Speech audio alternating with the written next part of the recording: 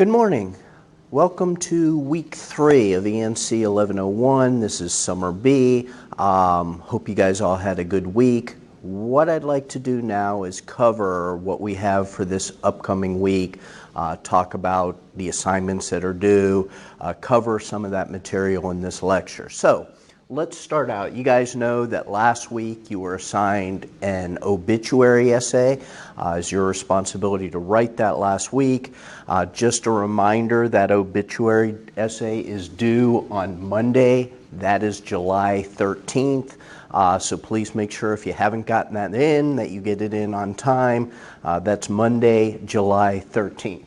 Now, what I'd like to cover today specifically, we're going to talk about your next writing assignment. You have done your narrative, you've done the obituary essay. Now we're going to move into a descriptive essay. And we're going to talk about a few things on how to write a good descriptive essay. You'll see on Canvas that you do have pages 166 to 182.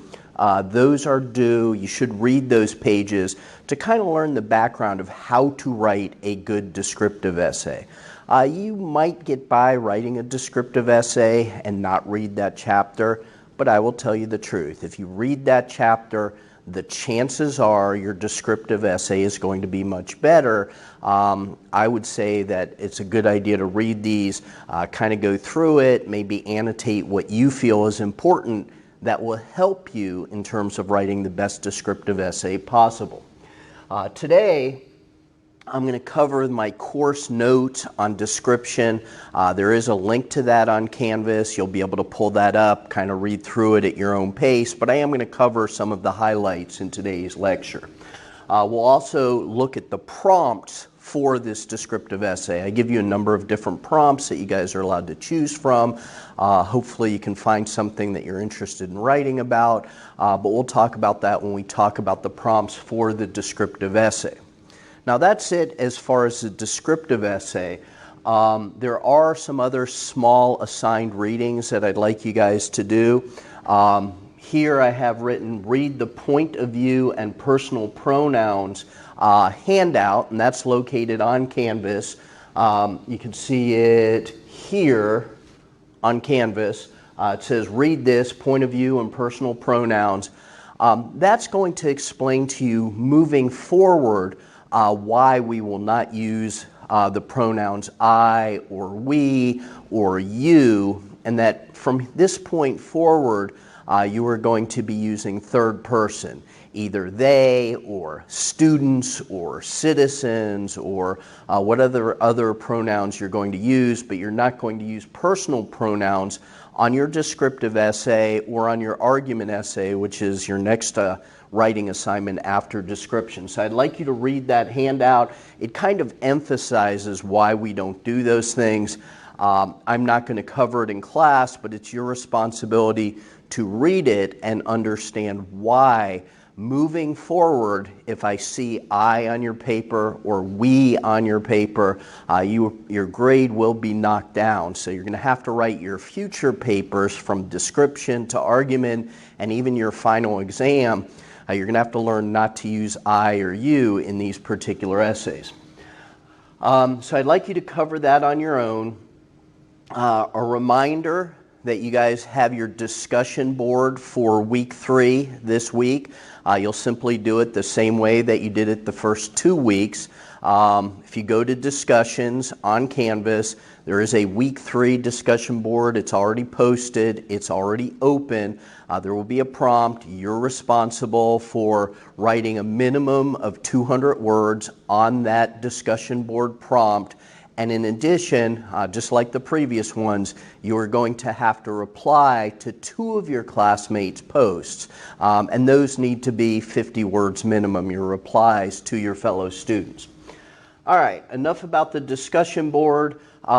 We are now going to go into our third and final area of grammar, punctuation, that I'm going to cover for the course. You guys have done commas.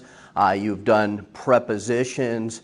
One of the other issues that I see in a lot of student writing, and that's why I cover commas and prepositions, is there are continuing issues that I see in student writing. But the last one that I'd like to cover this semester will be on apostrophes. There's a very short reading, pages 362 to 365 in your Easy Writer. Those pages cover the proper use of apostrophes. So you will read through that, and then you will take the apostrophe quiz, which is posted on Canvas. So that's there. You can take that quiz anytime this week, but make sure not to forget it because you need to earn those points as far as apostrophes. And finally, just a reminder, this week on Wednesday, I believe it's at 10 o'clock, we will have a Zoom meeting. That's optional, but if you do have questions or anything that you need addressed this week, that'll be one of your opportunities for doing so.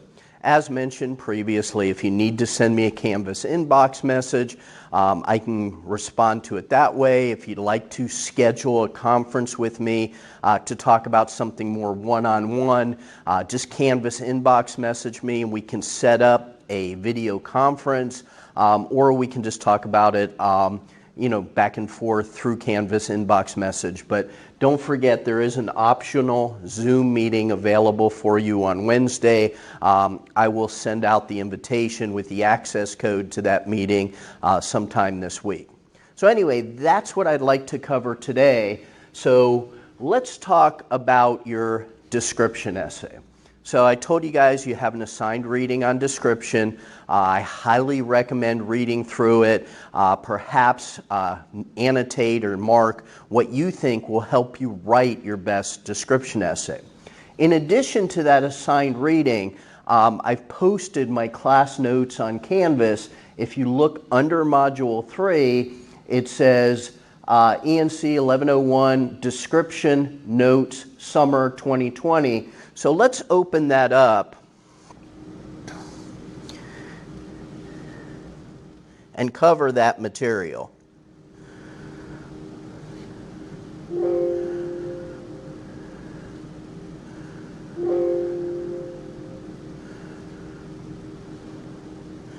And I'm going to try to enlarge this so hopefully you can see it. As I said, this is available to you on Canvas. You're certainly welcome to go back and read it at your own pace. But I would like to kind of highlight some of the more important issues in dealing with description. So, description is one of the most important skills you should have as a writer. Whether it's a writer for academic papers, whatever your field is going to be, description is very important. You're going to use description throughout your academic and professional careers. And it almost doesn't even matter what you're going to do down the road. But descriptions of color, temperature, odor, those things you're going to have to do if you take chemistry or biology or anatomy and physiology. You're going to have to be able to do that for your class. So you need the ability to put onto paper very accurate descriptions if you're taking a science class. On the other hand, let's say you hate science like I do and you don't want to dissect that fetal pig, but you're taking an art class. If you do take an art class or an art history class, you're going to need to be able to provide very vivid descriptions of a painting, of a sculpture, of pottery. It doesn't matter what the medium is, you're going to need the ability to write on paper a very accurate description of the work of art that you're talking about in your course. Now, talked about courses, why description is important in courses. It's also important no matter what academic or what professional field you're going to be going into down the road. Let's say you really like real estate and you want to go into the real estate market. If you want to be a good realtor, you're going to need to accurately and vividly describe the property that you're going to sell. I don't know if you guys have ever looked at real estate ads online or in the newspaper, but the ones that sell the best are the ones that the realtor takes the time to accurately provide descriptions of that property. Let's say you're not interested in real estate, but let's just take nursing for an example. And I use nursing because I do get a lot of nursing students in my classes. My wife is a nurse, and I know just from personal experience that she has to do a lot of charting. You know, she has to write down what patients are going through, describe symptoms, describe wounds, and things like that. But you're going to have to be able to write on paper, or at least electronically. You're going to have to be able to accurately describe what your patient is exhibiting, whether it's symptoms, whether it's a traumatic injury, it doesn't matter what it is, you will need those skills in order to describe something. Description can make any writing better. Doesn't matter if it's a short story, doesn't matter if it's a novel, it doesn't matter if it's a history paper, it really doesn't matter what you're writing. It could be poetry, it could be a report for business, it doesn't matter. The more description and the better your ability to describe something, the better that work will be. I will tell you that probably the hottest field right now, and I'm not talking about just in English or anything like that, but one of the hottest employment fields right now is technical writing.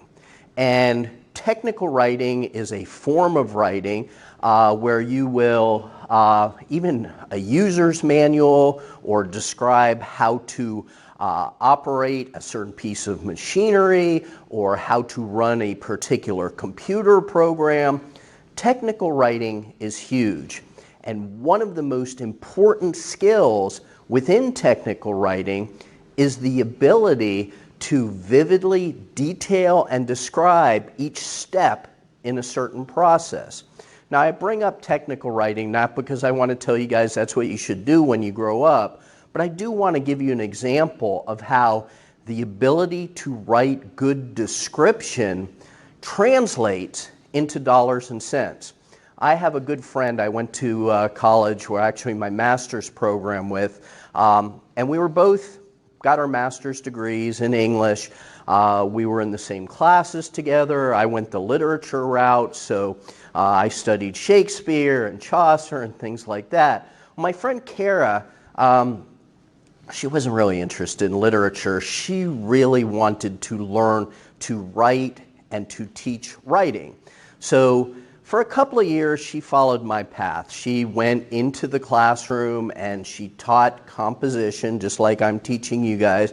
And she liked it, but it didn't provide enough money for her lifestyle. So she decided she was going to look into writing technically, being able to describe these different processes.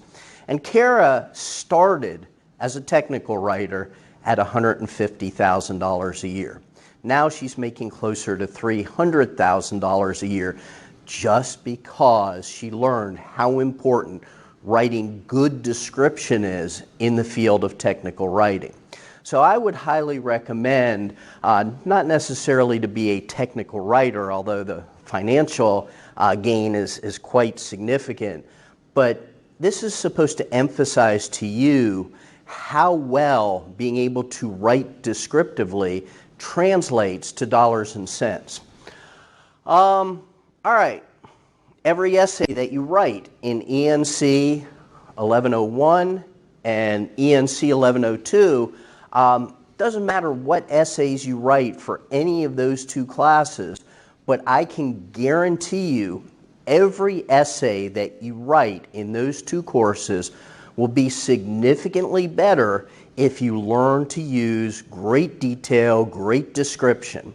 So these are not just theoretical things. These things are rewarded with better grades, they're rewarded with better careers, so I highly, highly encourage you guys to become good descriptive writers. Now, let's talk a little bit more specifically about how we do that. How do we become good descriptive writers? Now, one of the things that I always emphasize to my students is that we all know what the senses are. There are 5 senses. We can see, we can hear, we can smell, we can taste, we can touch. Those are the 5 senses.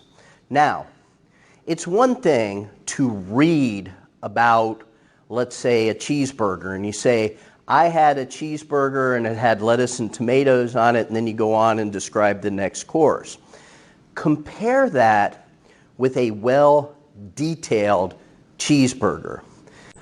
The cheeseburger was Angus organic beef. It was served medium rare. It was oozing juice. The lettuce was fresh. The tomato was off the vine and very tasty. The bun was a brioche bun that it was served on, lightly toasted with sesame seeds. Can you see the difference between saying, yeah, I had a cheeseburger for lunch, or taking a little bit of time to incorporate the senses so that the reader doesn't just read cheeseburger, but you almost take the reader to the table sitting next to you so that they can smell that burger, so that they can taste that burger, so that the feel of that burger in their hand is very apparent. So that is why appealing to the senses is really important. Now, sensory can be based on direct observation. You can look at something and just describe it with all of the words that come to your mind, but it can also be recalled. For your description essay, I'm going to ask you guys to write about things, perhaps your favorite meal you've ever had.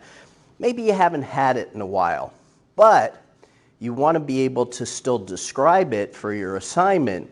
So what you'll need to do is you'll need to recall or remember all of the important dominant sensory images that you had when you were eating that meal. Can be things like smells. You can describe all sorts of smells. Could be rotten eggs, could be fresh cut grass, could be a steak sizzling on the grill. All of those have very unique smells. Think about how you will take those smells and provide that description to the reader so that they're almost pulled into your paper and they can smell what you're trying to describe. It could be sounds. You might be describing the worst incident in your life. Let's say it was an automobile accident. If you describe the crush of metal against metal, of breaking glass, the sound of tires squealing, all of these things will help enhance you describe perhaps that worst moment of your life when you're involved in an automobile accident. But it could be a sigh. You were telling somebody a story and they were kind of bored, so they gave a sigh. Describing that sigh will also enhance your writing. Could be a soft whisper, could be the rustling of the trees on a nice fall day. Doesn't matter. You have to think about how you can maximize description to make your papers better. Consider using accurate comparisons to convey your description. Here's an example. It smelled just like a baby's freshly washed skin. Maybe you're not describing a baby's freshly washed skin, but you're trying to convey that sense of clean and fresh and appealing. So you don't have to describe it, word for word. You can compare it to something else that most people are familiar with, and that too will transport the reader into your paper so that they're sort of smelling what you're describing. So that's sensory. Let's talk a little bit about dominant impressions. And there's a really good section in your textbook on dominant impressions. When I said read the section on description, this is one of the reasons why. One of the things that you want to do in your paper is to use a dominant impression to kind of be the framework, how you're going to set up your essay. You want your reader to walk away with some sort of dominant idea or dominant thought, and description should rely very heavily on creating a dominant impression.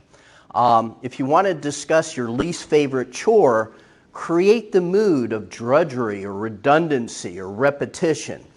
Many of my students, when I ask them to describe their least favorite chore, for some reason, tons of my students write about doing the dishes. And they will describe the repetitiveness of, okay, you clean one dish, and then you're on to the next dish, and then the next dish, on and on and on. And they'll also throw in those sensory descriptions, the smell, perhaps the feeling of the nasty eggs stuck to the plate.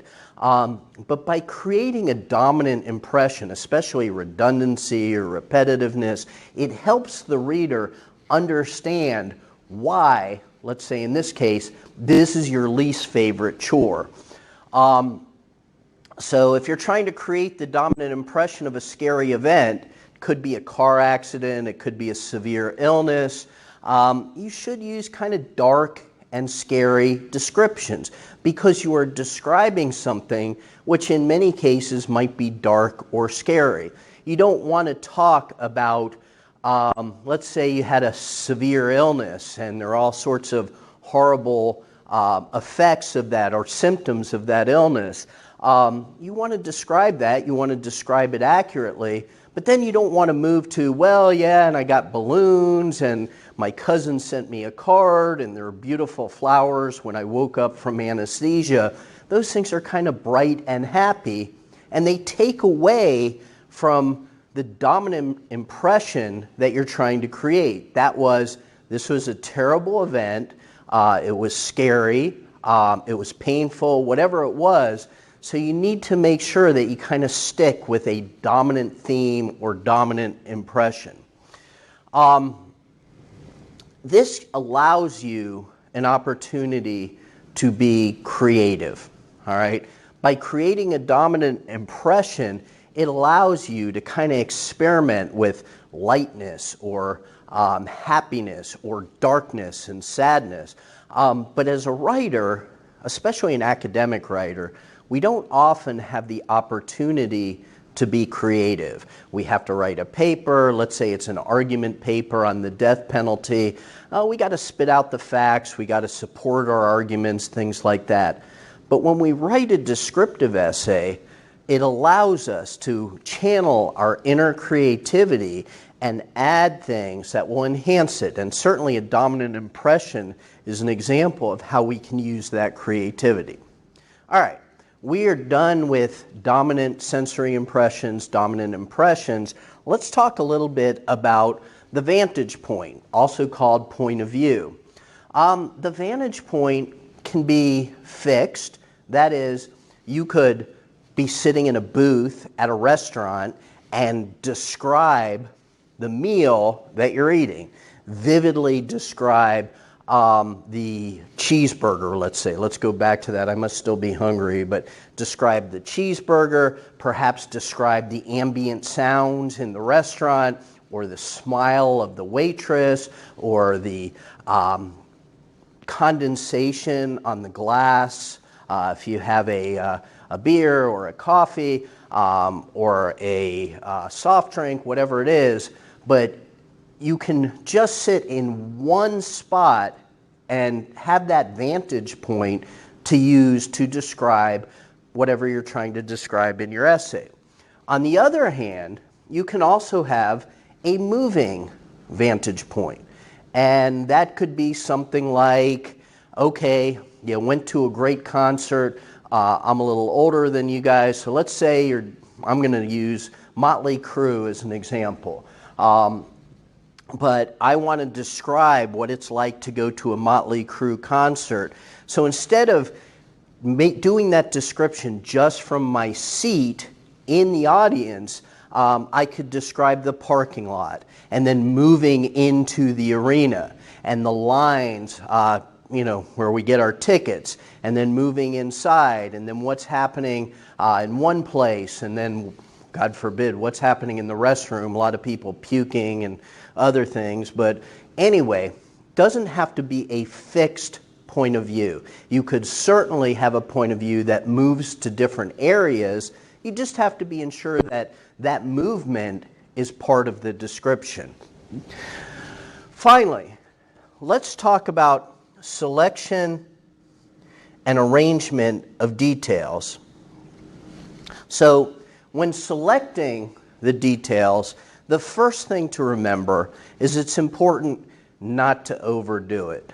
Some of my students, especially when there's a word count associated with the assigned paper, feel that they can pad their descriptions with tons of adjectives or adverbs perhaps to make the paper a little longer. But I can tell if you are padding and you're just throwing in lots of unnecessary descriptions just to make the paper a little longer. It's important that you guys kind of draw the line. You want your details to be very accurate. You want them to be very descriptive. But on the other hand, it's really easy to fall into that trap of overdoing it, and that's really at the expense of the quality of your writing. So don't overdo it with listing too many descriptions, too many adjectives, too many adverbs. It's just as important to know which are the important descriptions that you need to focus on. You can help create a mood or a dominant impression by selectively using the details and the descriptions that you will need. Lastly, I want to talk a little bit about the arrangement of how you put these details in. So any good writing requires an organizational pattern. Deciding which organization pattern to use affects how you'll lay out the details. You could do it spatially, and spatially could be top to bottom, left to right, front to back, but let's say you're describing your favorite meal in a restaurant. So you could kind of pan the room, describe the restaurant from left to right, or from the front of the restaurant to the back of the restaurant, but that's one way to do it. Another way to organize your descriptions is chronologically, that is based on time. I use the example of the Motley Crue concert. I probably would not write that essay starting with listening to the band up on the stage and then go back to the parking lot, then to the ticket window, then to the restroom. So you want to think about chronologically which order the best way to portray and detail these events are. Another example, restaurant. You certainly would not start describing that cheeseburger and then go back and describe waiting online to get into the restaurant, and then perhaps describing the waitress who served you the burger. You certainly would want to consider describing that waitress before you actually describe the burger, because chronologically it makes more sense. The key is moving seamlessly from one area or one facet of your paper to the next. If you can do that, the chances are you're going to write a good descriptive essay. Now, at the bottom of the class notes, I talk about ethical issues. I mentioned this last time, so I'm not going to spend a lot of time here.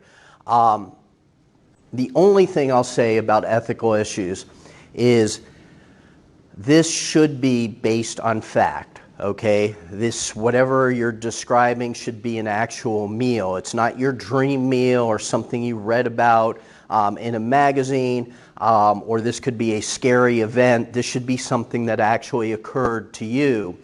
Make sure you make your observations fairly and accurately.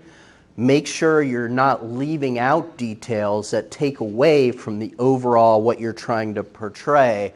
And never deceive your readers. It's just not worth it.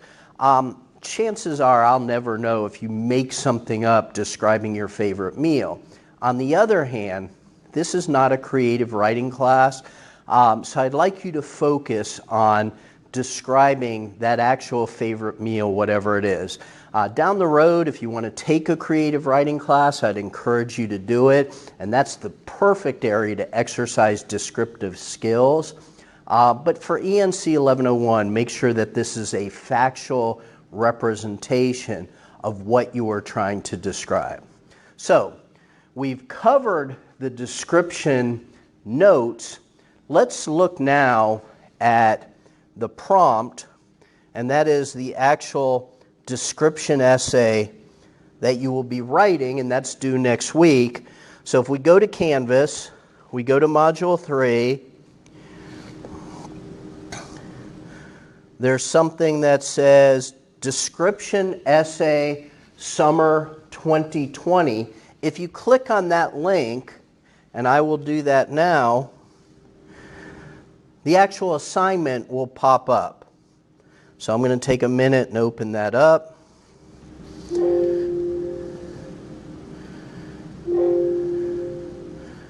Once it's open, we'll quickly go over it. So, once again, you have to use proper MLA format. Should be 11 or 12 point font, Times New Roman or Calibri. See page 164 in Easy Writer to make sure you're following that same format for this essay. The word count is 1,000 words. There's no penalty for exceeding that length.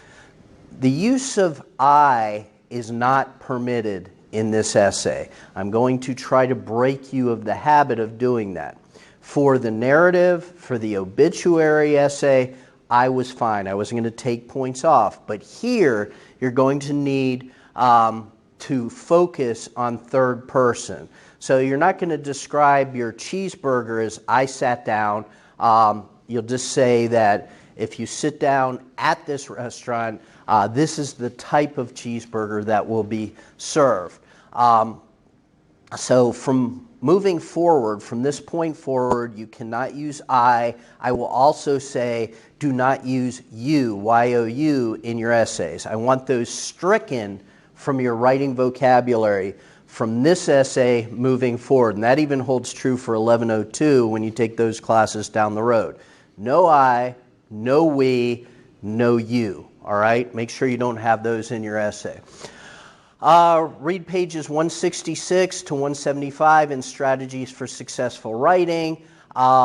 There's a good example of a student descriptive essay. I think it's found on page 178 and 179. Those will help you write this essay.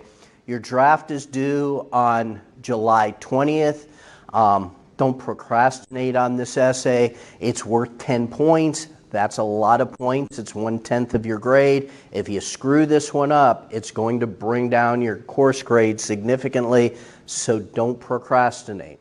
We talked about the writing process last week. Use that. Start out early, do some pre-writing, put down some ideas, then take a draft. Then take some time away from the draft. Perhaps share it with a classmate or share it with a parent or a sibling. Send it to the Writing Center for feedback. Any of those things are okay. Then, after you've taken a little time away from writing that draft and you've gotten some feedback, go back and revise it, fix it, and after that, focus on editing. But you certainly won't have a lot of time to do that if you wait to the last minute. So don't procrastinate. Give yourself plenty of time for this essay. Use as much detail and description as possible. Describe words that appeal to the senses, sight, smell, taste, touch, sound. All of those things are important. A good rule of thumb for a descriptive essay is show me, don't tell me. Don't tell me about the cheeseburger. Make me feel like it's on my plate and I'm about to eat it. So show me the cheeseburger. So these are the actual prompts. Describe your favorite meal. Could be a home-cooked meal or it could be one in a restaurant. Describe your favorite teacher. It could be a teacher from elementary school, middle school, high school. Could be a college professor if you've already taken some college classes. Doesn't matter. But describe your favorite teacher. Describe your favorite place. It could be your favorite vacation place, could be your bedroom because you find solace and peace there and you don't have the outside world bothering you. It doesn't matter. Describe your favorite place. 4, describe the funniest thing that has ever happened to you. I grade a lot of papers, and I will tell you that sometimes they do get kind of repetitive or redundant. I've had, when I used to do your least favorite chore, I've had 15 out of a class of 25 write on their least favorite chore, and half of those write about doing the dishes for some strange reason. Now, every once in a while, I get a student who has an attitude when they write that they're going to introduce humor into their essays. And I can't tell you how much I appreciate that. Grading a paper where someone attempts to put humor into the essay really brightens my day. So I'm giving you an opportunity to do that here by describing the funniest thing that's ever happened to you. So that's an option. You can describe your least favorite chore or job. Please don't do washing the dishes. And finally, I'm giving you guys a little bit of free rein on this one to help promote different ideas.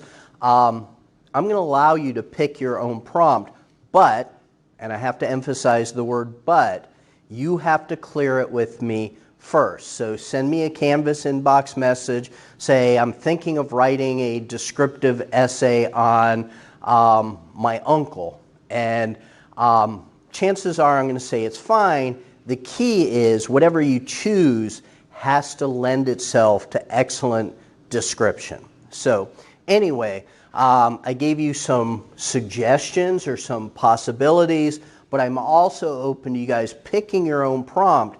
The only prerequisite for that last one is that you have to clear it with me first so that I can decide if it's something that lends itself to good description. All right. I think we've covered enough about description. Now I'd like to just remind you guys that you have a discussion board this week. Don't forget to do that because attendance and participation are graded through the discussion board. Don't forget you have a very short, I think it's 3 pages, reading assignment on apostrophes. Apostrophes, while we think they're kind of simple to use, there is a little more to it than just apostrophe S on top of everything. So do that reading and then make sure you take the apostrophes quiz. It's worth 5 points. You don't want to miss out, especially on a quiz that's that easy. But do the assigned reading first. And finally, a reminder that there will be a Zoom meeting on Wednesday this week. It'll be 10 o'clock to 11 o'clock. As I said, I'll send you guys an invitation with an access code to that meeting this week. So this will be your opportunity if you need some help with your descriptive essay, or if you're not sure about something with apostrophes or point of view and personal pronouns. Whatever your questions may be, that Zoom meeting will be your opportunity to ask questions. So, wish you guys a good week. I hope your writing goes well. If you have any questions, Canvas inbox me, or certainly attend the Zoom meeting and I can answer those questions at that point. So anyway, have a great week and I'll talk to you all soon.